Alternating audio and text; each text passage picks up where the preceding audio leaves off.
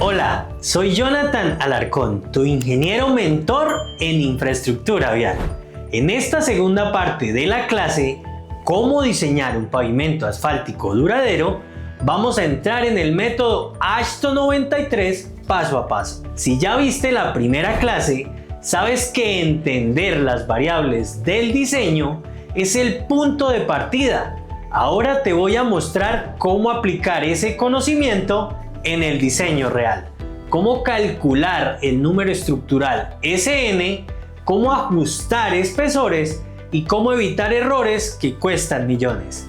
Vamos al tablero, porque aquí empieza la parte práctica que todo ingeniero vial necesita dominar. Ya una vez definidas todas las variables que afectan el diseño del pavimento, viene el momento de seleccionar el método de diseño. En este caso, hablaremos de los métodos para diseñar pavimentos flexibles que los dan a través del Manual de Diseño de Pavimentos Flexibles del INVIAS en su última edición. Estos definen la metodología oficial que debe usarse en los proyectos de infraestructura vial del país, y esta selección depende de los siguientes factores. Primero, el tipo de vía. Ya recordamos que estos están afectados o clasificados por sus vías primarias, secundarias o terciarias. Otro factor importante es la intensidad y el tipo de tránsito que circula por la carretera que voy a realizar el respectivo mejoramiento. El siguiente factor que influye son las condiciones climáticas y geotécnicas que afectan a su vez la vida útil del proyecto.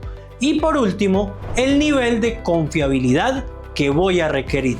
Recordemos que toda esta base normativa viene de la guía AASHTO de 1993 y que a su vez define todos los métodos oficiales adoptados por INVIAS para el diseño de pavimentos flexibles. Entonces, ¿por qué debo usar AASHTO 93 para el diseño del pavimento? Primero, porque es un método empírico mecanicista basado en los resultados de AASHTO. También porque permite calcular el número estructural S sub n, que luego se traduce en espesores de las capas del pavimento que yo vaya a proponer. Y luego porque se adapta fácilmente a los factores regionales de Colombia, como el clima, los suelos y el tránsito. Este es reconocido en la normativa colombiana para carreteras nuevas y rehabilitaciones. Entonces, el número estructural identificado con las letras SN se da mediante la siguiente expresión, en los cuales las siguientes variables las vamos a ir exponiendo. Primero, W18, es decir, esta primera variable que encontramos acá, es el número acumulado de ejes equivalentes que tenemos del análisis de tránsito. El Z sub R que podemos ver acá en esta expresión es el factor o valor de confiabilidad normalizado para la implementación de mi fórmula. Luego, el S sub 0, que lo tenemos inmediatamente siguiente al Z sub R, es la desviación estándar combinada. Luego viene el delta PSI, que es la pérdida permisible de servicio. Y por último, este que vemos acá, que es el módulo resiliente del suelo o de la subrasante en la cual yo voy a implantar mi pavimento. Los parámetros que se recomiendan para estas variables de acuerdo a las vías primarias o vías secundarias son los siguientes. El factor de fiabilidad Z sub R para una vía primaria tiene que estar entre el 90 y el 95%, y para las vías secundarias entre un 80 y un 90%. La desviación estándar combinada S sub 0 tiene que estar entre el 0,40 y el 0,50 para vías primarias y entre 0,45 y 0,50 para las vías secundarias. Asimismo, la pérdida permisible de servicio, conocida como el delta PSI, tiene que estar para las vías primarias entre 2 y 2,5 y para las vías secundarias también entre 2 y 2,5. Tradicionalmente hay dos familias principales de métodos para el diseño del pavimento: los empíricos y los mecanicista empíricos. Los métodos empíricos están basados en datos históricos y correlaciones. Son rápidos, sencillos, pero menos robustos frente a condiciones locales. Los métodos mecanicista empíricos permiten incorporar comportamiento estructural como la fatiga, deformaciones acumuladas, confiabilidad y factores de degradación, porque esto es un avance clave en el diseño moderno. Aunque el método AASHTO 93 es el principal, el INVIAS reconoce otros métodos para el caso de vías especiales.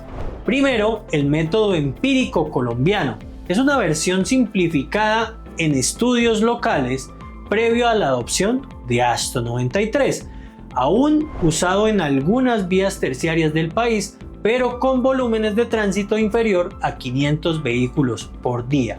No es recomendado para vías con tráfico pesado. Otro método es el mecanístico empírico. Es más moderno y está basado en esfuerzos y deformaciones internas del pavimento. Este requiere un software especializado, pero utiliza parámetros avanzados como el módulo dinámico, las propiedades viscoelásticas del pavimento.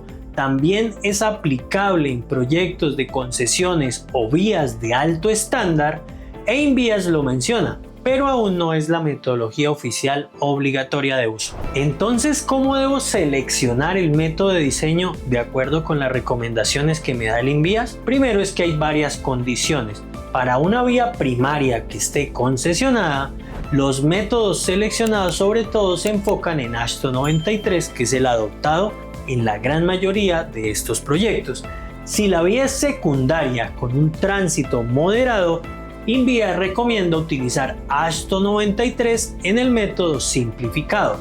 Si la vía es terciaria con un tránsito bajo, yo puedo utilizar un método empírico local, pero para proyectos de investigación o concesión, yo debo utilizar métodos mecanístico-empíricos. Entonces, ¿cuáles son las ventajas del método AASHTO 93 en Colombia? Primero es que es fácil de aplicar y con datos básicos. Se utilizan el tránsito promedio diario, mensual, anual, el CBR, el factor camión, entre otros. Es compatible también con la variabilidad climática de las regiones. Requiere menos recursos técnicos que los métodos mecanicistas y es obligatorio en contratos con INVIAS. Por otra parte, los errores que advierte el manual al seleccionar el método están descritos con sus errores y consecuencias.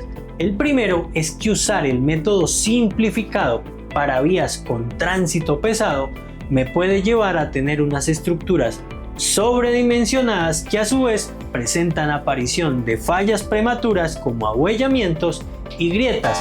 Otro error es no ajustar los parámetros de confiabilidad, porque me entregan diseños subdimensionados que ya, como lo explicamos, afectan las estructuras a muy corta edad.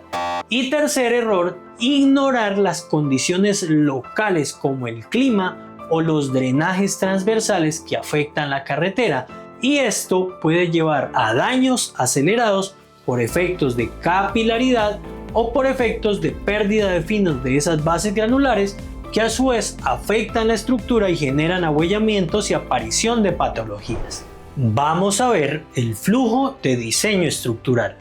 En la etapa A, que corresponde al diseño preliminar, yo debo usar la ecuación del método elegido, por ejemplo el AASHTO 93, para calcular el número estructural S sub n requerido.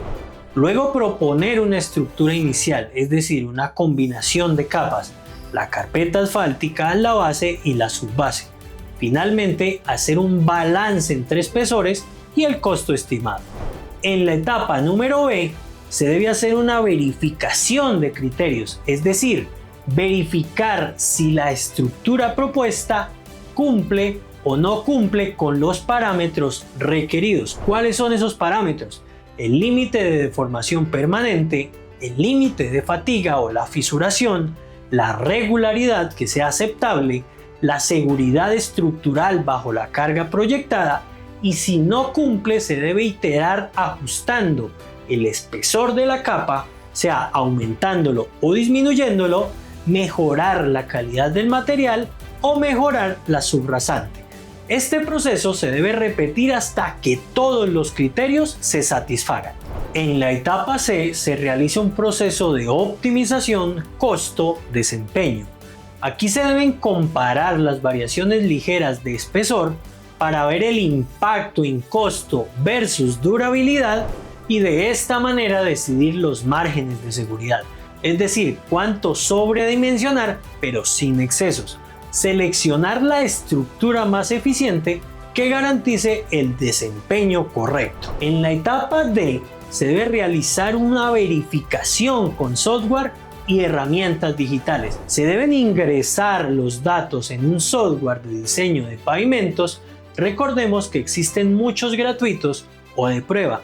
Comparar los resultados manuales versus la herramienta digital y ajustar si hay discrepancias significativas. Para que no cometas los mismos errores, aquí mis recomendaciones basadas en experiencia práctica. No subdimensionar la capa de base o subbase para ahorrar costos iniciales.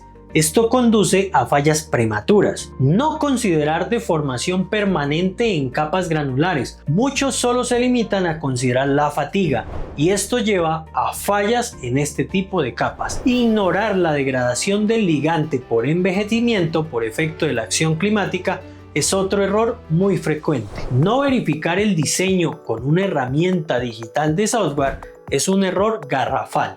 No incluir un margen de seguridad frente a incertidumbres es mucho más frecuente de lo que tú crees, y el no planear mantenimiento preventivo como sellos, microaglomerados o intervenciones tempranas lleva a fallas en la estructura de rodadura o en la capa de rodadura del pavimento. Por ende, el no medir ni proyectar la regularidad desde el diseño me lleva a que mi estructura pueda fallar antes del diseño. Y ahí lo tienes, el camino completo para diseñar un pavimento asfáltico confiable, desde las variables de entrada, la elección del método de diseño, las iteraciones, la optimización, hasta el mantenimiento continuo.